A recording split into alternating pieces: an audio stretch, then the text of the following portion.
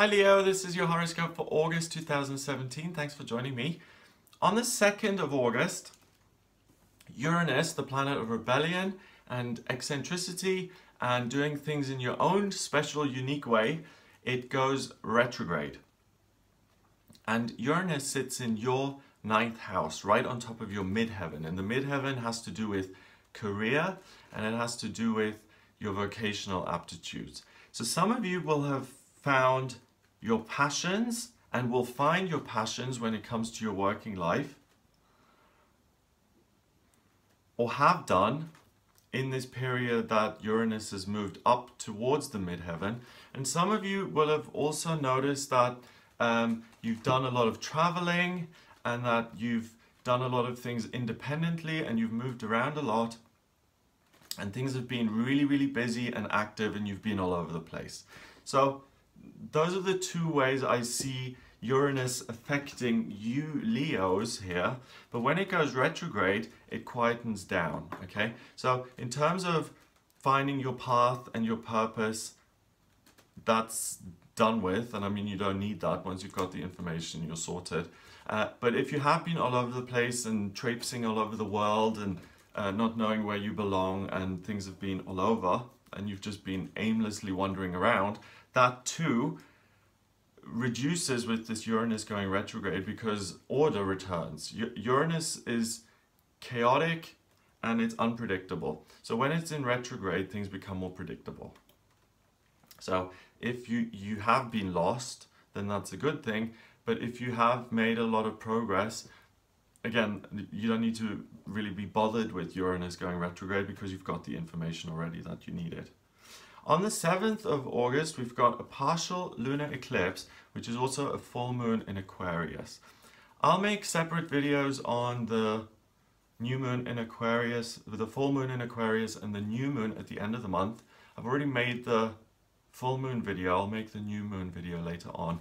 But in those videos, I go into a lot more depth because they're complicated events. But what happened, for you Leos, it happens in your 7th house of relationships. So what this full moon is going to do, it's going to shower you with this Aquarian energy at 11 degrees, and it's going to say, I really want to help other people, I want to be of service, I want to really be more generous in my relationships and be more of a humanitarian and be more understanding and forgiving of other people. You know, in relationships, you've got to give and take. You've got to be able to compromise. And that's why a lot of people, you know, who are unwilling to compromise should kind of consider whether they should be in a relationship or not. For instance, I've got an example of this. I went on a date recently with someone, and the guy came over we met at 4 in the afternoon, and he hadn't eaten all day and he wanted to have a late lunch. And I'd eaten, you know, I'm very earthy. I eat my breakfast at 7, I have my lunch at 12, eat my dinner at like 6 or 8 or whatever. So I wasn't hungry. So I said, okay, great, we'll go for lunch. You can have your lunch and I'll just have a cup of tea. But he didn't want that. He refused to eat alone. He wouldn't eat because I wasn't eating, and he blamed me for it. He was really angry with me because he didn't get to eat. So that's not my fault. That's not my problem. That's his rigidity. It's not my problem you didn't have lunch, and it's not my problem that you can't eat in a restaurant with someone when someone's not eating. Those are not my problems. So you're going to find, if you're that kind of person, we all are that kind of person. We're all rigid in a certain way. We all want things our own way. But we all have egos. We're all like that sometimes, okay? This full moon is going to make you far more compromising, far more forgiving. And because it's interrupted by the eclipse, it lasts for 6 months. So Leo, the rest of the year is really going to be so good for you in your relationships because you're not going to pick up resentments all over the place. You're not going to seek revenge. You're not going to go after people. You're going to be far more forgiving. and we all make mistakes, you know. And in relationships, if someone screws up and you're able to forgive that, it is so much better than fighting a war over it that's going to destroy the relationship and emotionally drain everybody.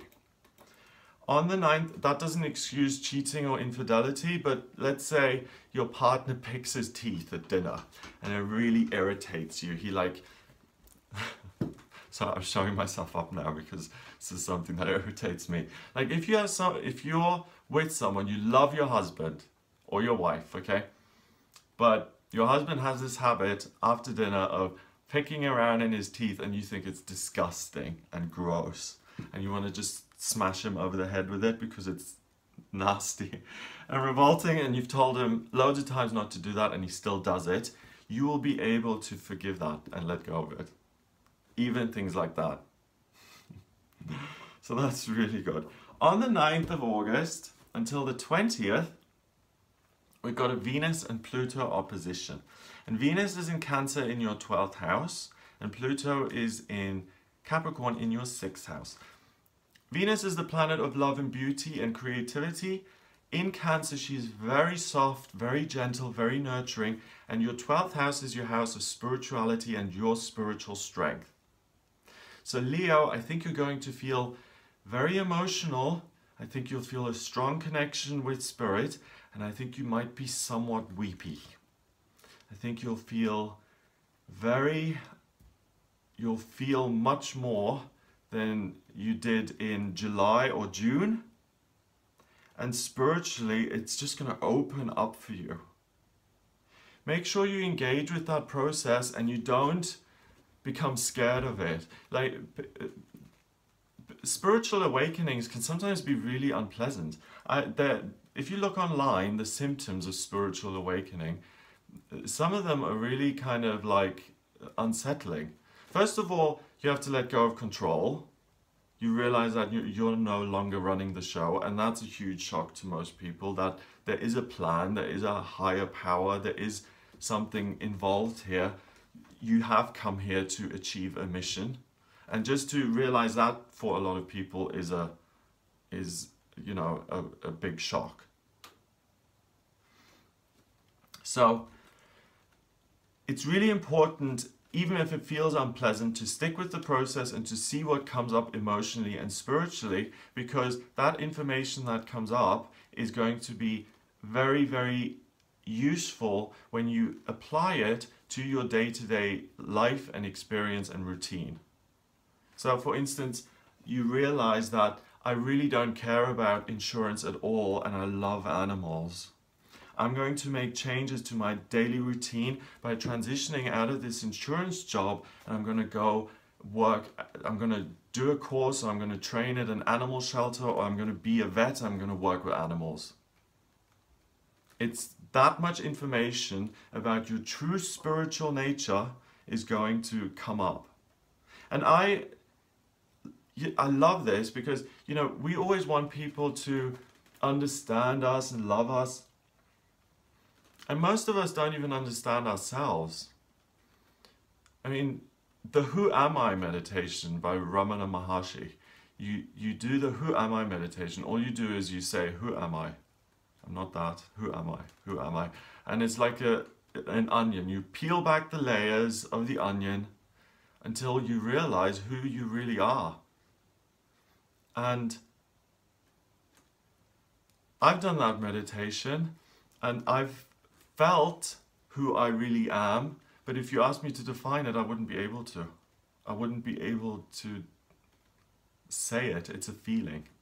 So that's the kind of feeling that you're going to get. It's a certainty that is about you. You're going to get to know yourself so much better, and it's beyond words. It's a feeling, it's a state of mind, it's an outlook.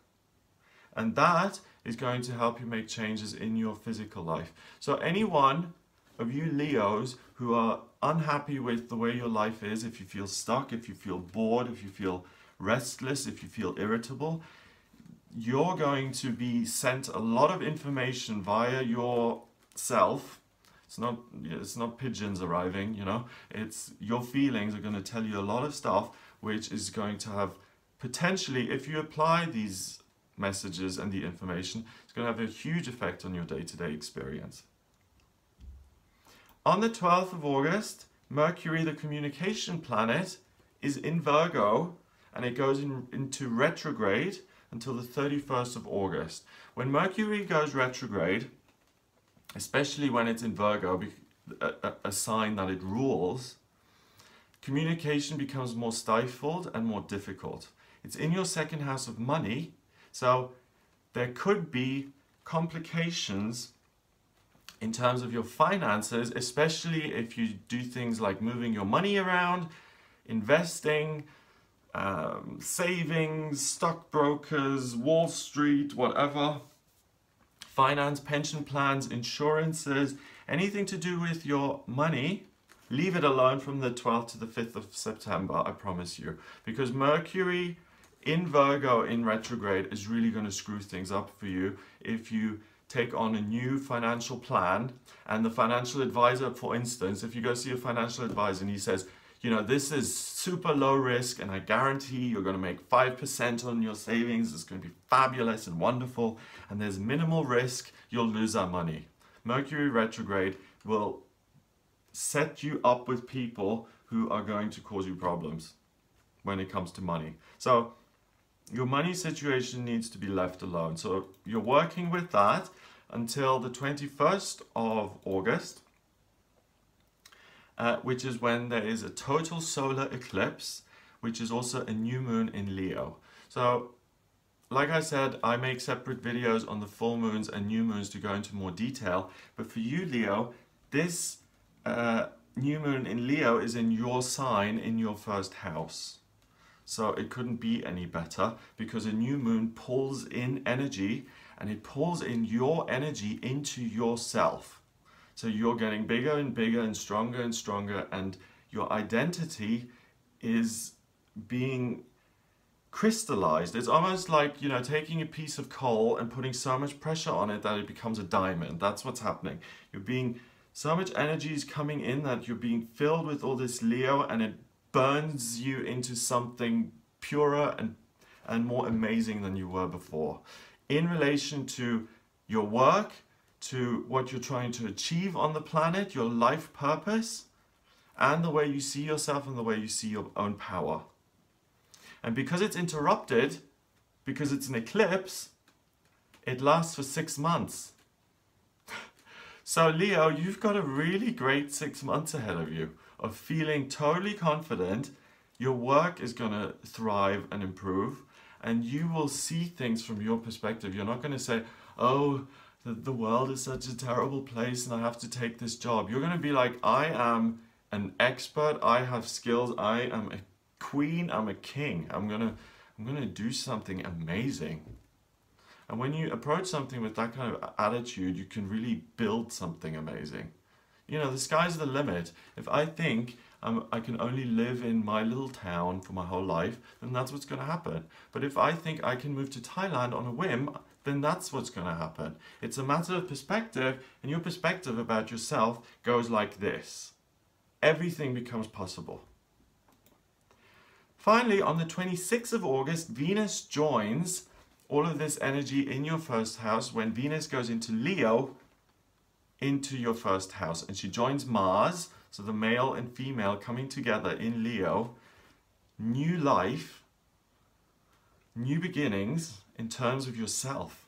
So Leo, I see a huge change for you in terms of your direction in life. I see a huge personality shift. I see a huge change of direction because of the clarity that you've gained and because of the confidence that you've gained.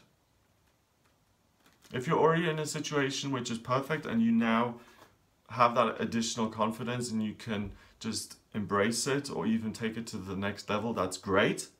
If you're unemployed, it's the best time for you to really believe in yourself and to get out there and to find a job and a passion and to find something that you can do that is absolutely right for you and that meets your needs and that's perfect for you.